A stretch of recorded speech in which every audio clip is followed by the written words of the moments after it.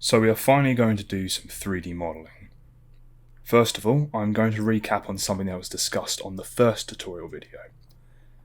If you remember, we discussed the move, rotate and scale tools. It is time you learn about hotkeys. Hotkeys are a very useful thing in 3D modelling and just about anything in the world of computing. You will need to learn some of Blender's hotkeys in order to do things with more efficiency. For example, it would take me a long time just to come here, move the cube, and then come here, scale, etc. So I'm going to show you something.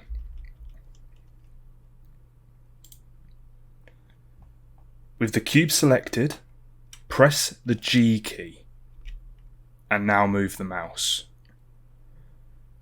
This is performing the move action through a singular key. Now if you want to do the movement on a specific axis, you can press the key related to that.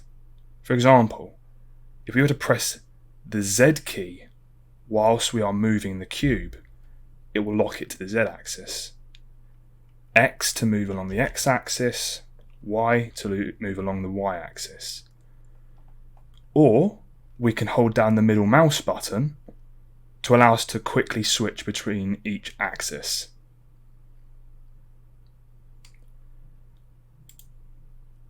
So that's movement. We can also do the same with rotation and scaling. To rotate quickly, click the R button. Same thing, we can lock it to an axis, or middle mouse button to freely rotate across any axis. Scaling is the S button.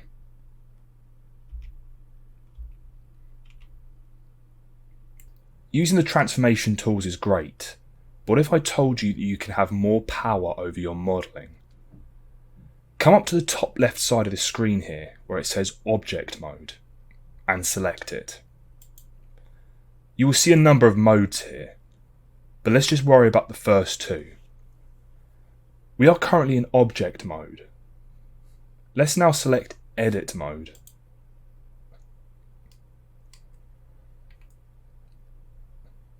Edit mode allows us to do a bit more in-depth modelling. Pay very close attention to this part. I am going to explain the basics of 3D modelling to you.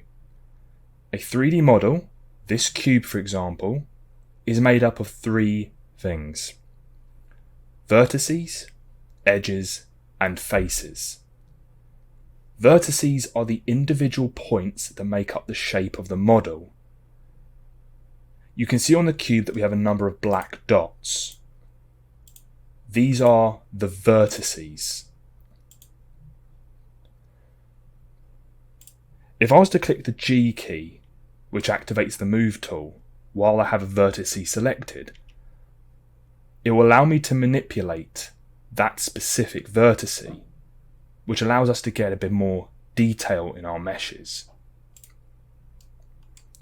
If you come up to the top here, you can actually choose how you work with the model. For now we're in vertex select mode. If we change to edge select mode, we can now manipulate the edges of the cube. I can move an edge, scale an edge, rotate it. I can also come to the face select mode now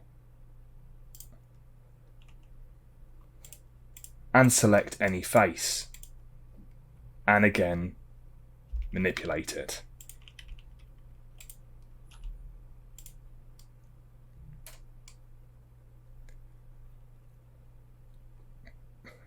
As you can see, through the edit mode and the various selection options, we are able to give ourselves a lot more control over the 3D modelling process. This helps us to create more advanced 3D models. If we now want to exit the edit view, we can come back to the top and select Object Mode from this drop down.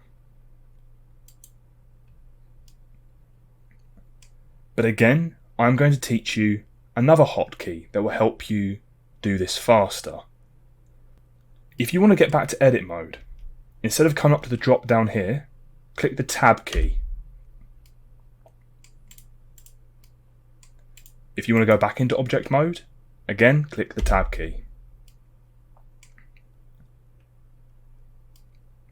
Now before I end this video, I just want to give a bit more depth into how the edit mode works. When you go into edit mode, it will only edit the objects that you had selected in object mode. I will explain this by creating another cube, and I will also just quickly explain to you how you create other meshes through hotkeys. If you click Shift and A, it brings up the Add menu. If we go to Mesh and then Cube, we're able to make another mesh. Or if you remember from the first tutorial video, we could change where the 3D cursor was by coming up to the cursor icon here. Move the icon over here. Again, I can create another mesh and it creates over there.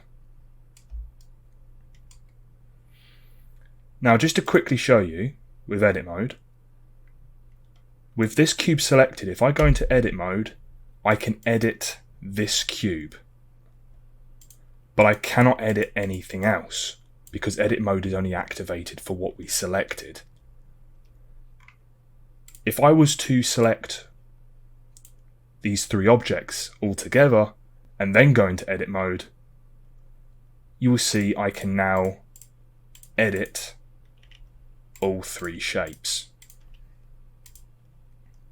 I hope this video has helped you to understand 3D modeling a bit better. In the next video, we are going to start covering a few more in-depth tools that can assist with the modeling process.